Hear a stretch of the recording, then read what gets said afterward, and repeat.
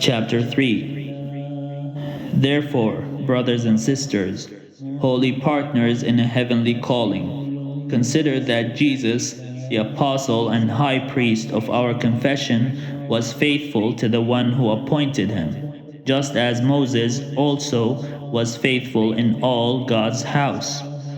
Just as the builder of a house has more honor than the house itself. For every house is built by someone, but the builder of all things is God. Now Moses was faithful in all God's house as a servant, to testify to the things that would be spoken later. Christ, however, was faithful over God's house as a servant. And we are his house if we hold firm the confidence and the pride that belong to hope.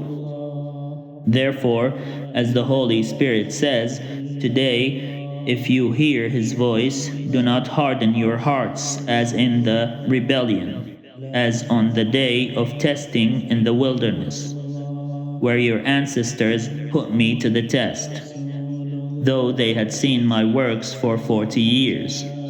Therefore I was angry with that generation, and I said, they always go astray in their hearts, and they have not known my ways. As in my anger I swore, they will not enter my rest. Take care, brothers and sisters, that none of you may have an evil, unbelieving heart that turns away from the living God.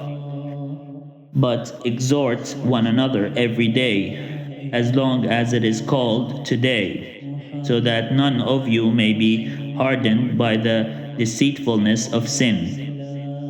For we have become partners of Christ, if only we hold our first confidence firm to the end. As it is said, today if you hear his voice, do not harden your hearts as in the rebellion. Now, who were they who heard and yet were rebellious? Was it not all those who left Egypt under the leadership of Moses?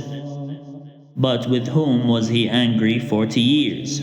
Was it not those who sinned, whose bodies fell in the wilderness? And to whom did he swear that they would not enter his rest, if not to those who were disobedient? So we see that they were unable to enter because of unbelief.